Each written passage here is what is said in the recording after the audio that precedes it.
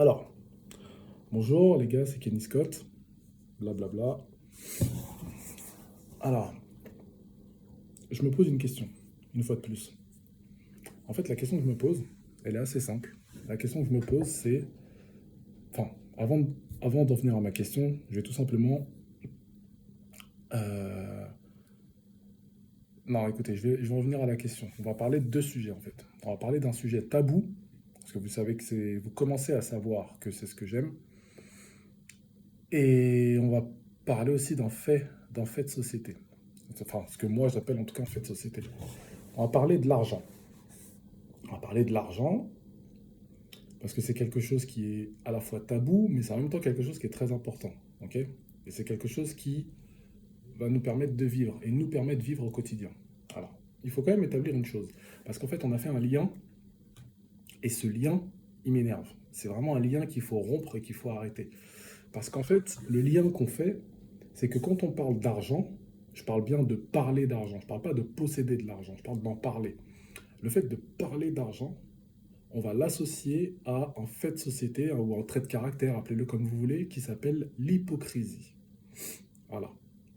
Argent et hypocrisie. Et je pense, après moi, reprenez-moi si je me trompe, on en discute, on est là pour ça, mais je pense qu'il y a un espèce de gros amalgame entre ces deux points. Le fait de parler d'argent et le fait d'être hypocrite vis-à-vis de l'argent. Ou d'être hypocrite tout simplement. Parce qu'en fait, il y a une phrase qui revient sans cesse.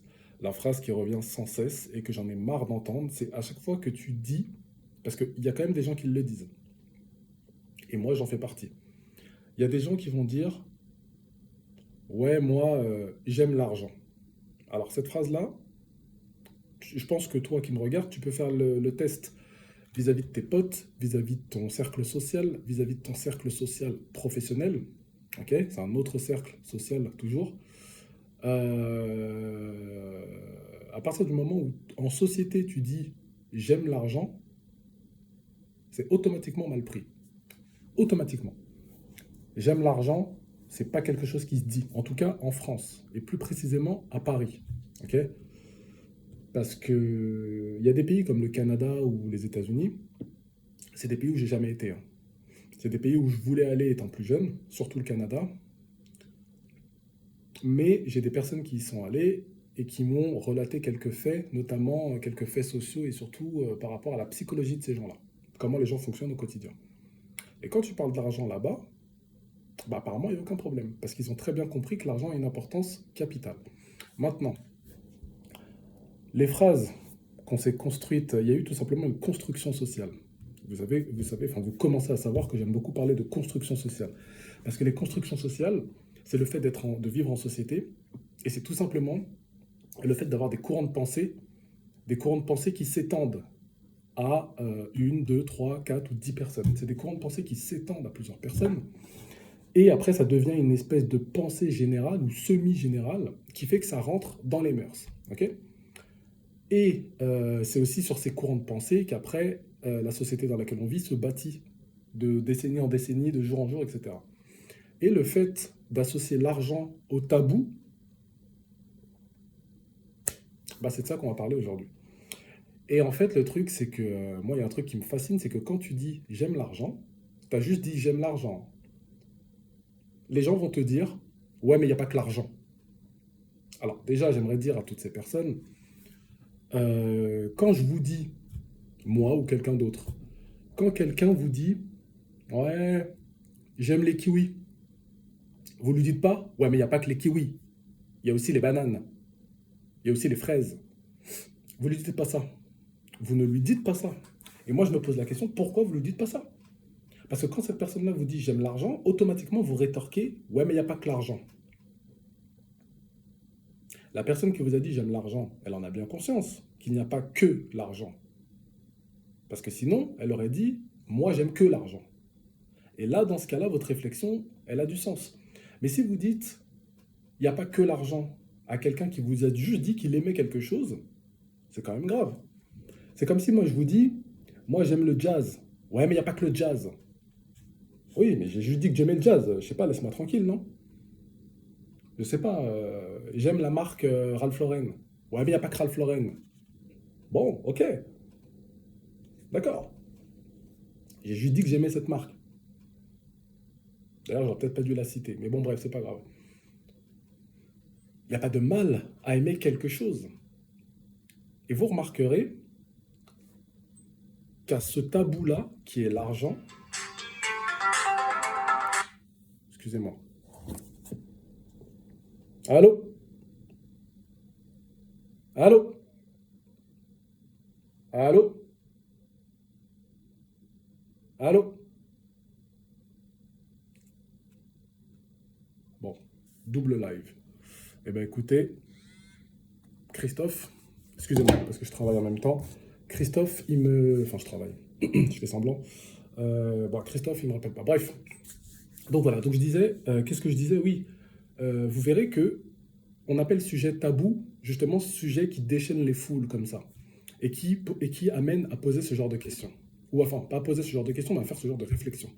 Comme il n'y a pas que l'argent. Et dans ces sujets tabous, vous pouvez mettre le sexe, par exemple, la sexualité. C'est comme si vous dites, par exemple, quelqu'un qui arrive devant vous et qui dit, moi j'aime le sexe. Moi, j'aime le sexe. Bon, il n'a rien dit de mal en soi. Et bien là, il y a forcément un espèce de regard différent qui va se poser sur lui. La personne va se dire, oula, je suis peut-être face à un pervers. On t'a pas demandé d'aller à l'extrême. Le mec t'a juste donné une information en te disant qu'il aime ça, qu'il aime bien ça. Il n'a pas dit qu'il n'aimait que ça, il n'a pas dit qu'il plaçait ça au-dessus de tout le reste. Il a juste dit qu'il aimait le sexe. Chaque personne qui a déjà eu une expérience sexuelle ou qui a déjà goûté à ça pourra te dire qu'il aime.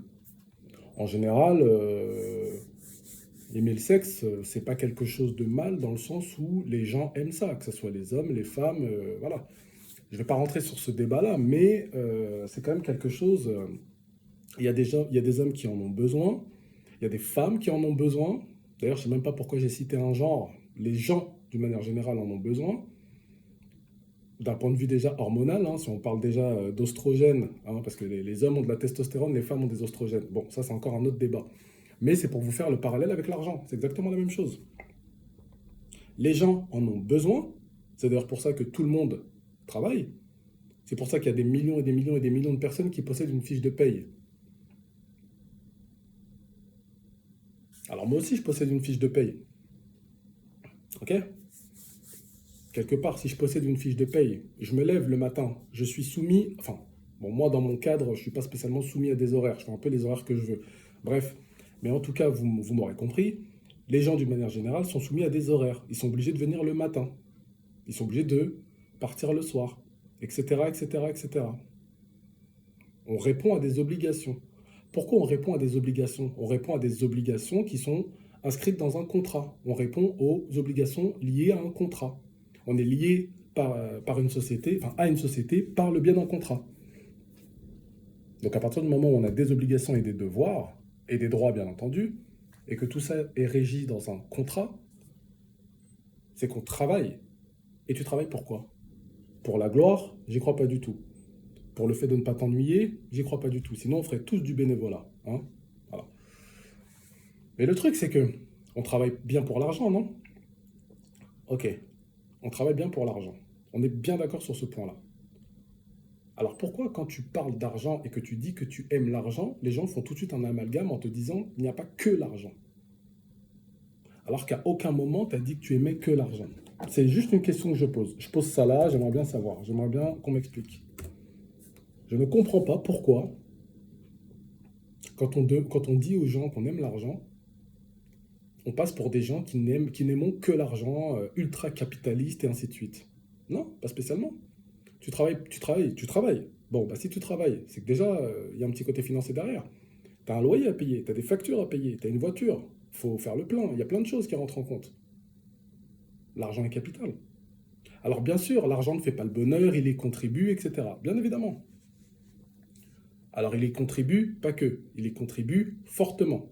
Parce que je peux te dire qu'il y a deux types de problèmes. Il y a ce qu'on appelle les problèmes de pauvres, qu'on est énormément à connaître, et les problèmes de riches, qu'on n'est pas beaucoup à connaître. Je pense qu'il y a beaucoup de gens qui ont goûté aux problèmes de pauvres toute leur vie et qui aimeraient bien basculer dans les problèmes de riches, juste pour voir ce que ça fait. Tiens, un problème de riche. Un problème de riche. Alors grossièrement, j'ai 4 voitures dans le parking, toutes de course, laquelle je prends? Dilemme, tu vois? Ou ah, j'ai beaucoup d'argent, à qui faire confiance? Dilemme. Je pense qu'il y a beaucoup de pauvres qui aimeraient bien avoir ce dilemme. Ah, tiens, j'ai 100 000 euros à investir, dans quel business je les investis? J'achète un restaurant, j'achète ci, j'achète ça, qu'est-ce que je fais? Qu'est-ce que je fais de cet argent? Bah, quand tu te poses cette question, c'est que tu vas très bien déjà. Mais en tout cas, je pense qu'en France, en tout cas en France, hein, il faut quand même qu'on arrête de faire cet amalgame entre vouloir de l'argent et le mettre dans la catégorie, enfin, parler d'argent et le mettre dans la catégorie tabou. Parce que l'argent ne doit pas être tabou, vu que c'est quelque chose, c'est un fait social, l'argent déjà, par définition, c'est un fait social. Donc c'est quelque chose qui nous lie socialement aux autres. C'est pour ça que notre argent, il transite. Ton billet de 20 euros, il va aller dans la poche, enfin dans la poche, il va aller dans la caisse d'un magasin qui après va être redonné à une autre cliente qui, elle, va le donner, ainsi de suite, et ton argent, il va transiter comme ça. Ton billet, il va partir dans la poche d'un tel, dans la poche d'un tel, dans la poche d'un tel, dans la poche d'un tel. Ok? Voilà. Si on pouvait tracer les billets, enfin, l'État peut le faire, mais si on pouvait tracer les billets, tu verrais bien que ton billet, il a voyagé, quoi. Tu l'as donné à quelqu'un en France, il se retrouve au Venezuela, quoi. Bon, ok. Bon, ça, on s'en fout, hein. Où va notre argent, on s'en fout. De toute façon, il est parti, donc c'est plus notre problème. Mais est-ce que vous pensez sincèrement que l'argent est un sujet et doit être un sujet tabou? Et qu'on doit entendre ce genre de phrase, par exemple, oui, mais il n'y a pas que l'argent, etc., etc. Bah, en fait, ce point-là, il est lié, je pense, à une hypocrisie des gens. Il est surtout lié, en fait, à, encore une fois, ce concept d'existentialisme en partie, hein. Parce que les gens ne veulent pas être vus d'une certaine manière. Il y a ce qu'on reflète comme image et il y a l'image qu'on aimerait avoir. Voilà. J'en ai déjà parlé dans une autre vidéo, dans le sens où tu as des personnes, par exemple, qui ont du mal à reconnaître leurs défauts. Parce que ces défauts-là font mal à entendre. Et on ne veut pas être vu avec ce défaut-là. Tout simplement comme le fait de dire à un alcoolique, tiens, est-ce que prête-toi à un exercice, si tu connais un alcoolique dans ton cercle social, et bah dis-lui qu'il est alcoolique. Qu'est-ce qu'il va te dire? Bah il va te dire tout simplement, non, c'est faux, j'arrête quand je veux. Ouais, sauf que t'arrêtes jamais, mon gars. Tous les jours, tu bois. Encore une fois, sur la définition dictionnaire, tu es alcoolique. Ouais, mais non, j'arrête quand je veux. Ouais, mais t'as toujours pas essayé d'arrêter. Donc, t'essayes de te persuader que tu peux arrêter quand tu veux, mais t'as même pas fait le test pour savoir si tu pouvais arrêter quand tu voulais. Donc déjà, à partir de là, ne dis pas quelque chose que tu ne sais même pas, que tu ne saurais pas vérifier pour commencer. C'est une supposition, c'est pas un fait. Mais quand tu dis à quelqu'un d'alcoolique qu'il est alcoolique, il va jamais le reconnaître. Tu vois? Voilà. C'est comme quand tu dis à quelqu'un qui fume des joints, t'es un drogué. Oula, la personne va te dire, mais non, t'es malade ou quoi? T'as cru que je prenais de la coke? Bon, va te dire, ça n'a rien à voir. Peut-être. Mais en même temps, la drogue, il y a bien 2 catégories pour les situer. C'est pour ça que tu as drogue dure et drogue douce. À ce que je sache, hein. Je ne suis pas un expert là-dedans. Mais je sais juste que tu as 2 catégories. Ce qu'on appelle la drogue dure et la drogue douce. Mais comme on dit, c'est pas mieux de tomber. Tu sais, comme on dit, les substances nous torturent. Et c'est pas mieux de tomber durement dans la drogue douce que doucement dans la drogue dure. Quelle belle phrase. Mais c'est surtout pour te dire que ça soit de la drogue douce ou dure, tu consommes de la drogue. Et quelle est la définition d'un drogué? Une personne, toute personne qui consomme de la drogue régulièrement. On t'a pas dit drogue douce ou dure, ou drogue jaune ou verte, ou drogue qui pousse dans les arbres, ou drogue qui sort de la terre. On t'a pas dit ça. On t'a juste dit toute personne qui consomme de la drogue régulièrement est un drogué. Tout comme toute personne qui consomme de la viande régulièrement est un carnivore. C'est aussi simple que ça. Mais quand tu vas dire à des gens qui ne font que fumer des joints, qui sont des drogués, Et ils vont te dire, non, je suis pas un drogué. Parce qu'en fait, le mot, moi, j'ai rien contre le fait, faites ce que vous voulez, les gars, hein. Pas de souci. Mais en fait, le mot dérange. Et il est là le problème. Le cœur de cette vidéo, c'est ça. C'est qu'on a un problème avec les mots. Les mots dérangent. On a tendance à accepter que les mots qui flattent notre ego ou qui nous font plaisir à entendre. Autre chose, moi j'ai déjà entendu plusieurs fois, ah il est con celui-là, ah là là, mais ils sont cons eux, oh mais qu'est-ce qu'il fait lui, il a déboîté devant moi sur l'autoroute, qu'est-ce qu'il est con celui-là. Quand tu écoutes les gens, il y a des cons partout. Mais est-ce que tu as déjà trouvé une personne qui a reconnu sa connerie? Non. Quand tu discutes avec quelqu'un, jamais cette personne te dira, ouais c'est vrai que je suis con. Ou alors il le dira en rigolant, il dira, oh je me suis trompé, je suis trop con, je suis trop bête. Mais il pense pas foncièrement qu'il l'est. Il est juste en train de rigoler avec toi. Mais tu vois, c'est marrant parce que, encore une fois, il y a des cons partout. Quand tu entends les gens parler, se plaindre, il y a des cons partout. Mais tu les vois jamais. Tout simplement parce que les gens refutent ce terme. Il y en a qui sont cons, mais qui s'en rendent pas compte et qui ne veulent pas s'en rendre compte. Parce que c'est pas flatteur. Donc à partir du moment où c'est pas flatteur, on le réfute. Mais on est tous le con de quelqu'un. On est tous cons pour quelqu'un, hein, malheureusement. C'est comme les racistes. On a la montée du FN, on a la montée du racisme, on a la montée de ce qu'on veut, hein. Mais tu ne les vois jamais. Tu ne les vois jamais.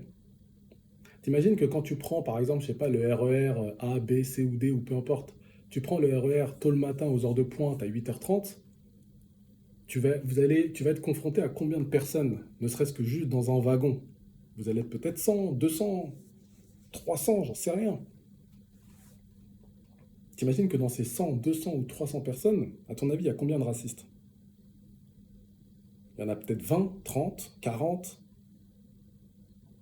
Mais je suis sûr que si tu poses la question à chacune d'entre elles, tu entendras toujours la même réponse. Ah non, pas du tout. Pas du tout. Ah non, mais moi, oh waouh, loin de moi l'idée d'être raciste. Bah c'est bien. Après, si l'argument que tu prends, c'est je suis pas raciste parce que j'ai un ami noir, oh là là, c'est bon. Je suis pas raciste parce que Omar Sy me fait rire. Bon, ça va, ça va, ça va. J'ai pas envie de rentrer sur ce terrain-là, mais bon, voilà. Il faut quand même trouver d'autres arguments. Mais tu vois, si on revient sur le tabou, parce que ça aussi c'est un sujet tabou, tu vois, ces sujets-là dérangent. Mais ils existent. On parle du racisme, on va te dire qu'il n'y a pas de race, il n'y a que des ethnies, il n'y a que des... Ouais, mais il n'y a pas de race, mais il y a du racisme. Bon, c'est un peu la même étymologie, malheureusement. Les gens n'aiment pas l'argent, les gens ne parlent pas d'argent, les gens ne se satisfont pas d'argent, il n'y a pas que l'argent. Oui, mais tout le monde en veut, bizarrement. Voilà. C'est comme le sexe. Ah non, mais moi, je suis pas un pervers. Non, mais moi, le sexe, non, non, mais moi, je peux m'en passer. Non. Mais tout le monde a des relations sexuelles. Donc, on rentre dans quelque chose où les gens ont besoin de ce quelque chose, mais ne veulent pas l'exprimer. C'est tabou. Même si la nature nous dit le contraire, même si leur corps les trahissent, mais ces gens-là ne veulent pas reconnaître qu'ils ont besoin, que ce soit de sexe, d'argent, ou qu'ils ont des défauts, mais ils ne veulent pas les reconnaître, enfin, ainsi de suite. Voilà. Donc la question que je me pose, pour clôturer cette vidéo, c'est quand est-ce que l'être humain va être sincère avec lui-même?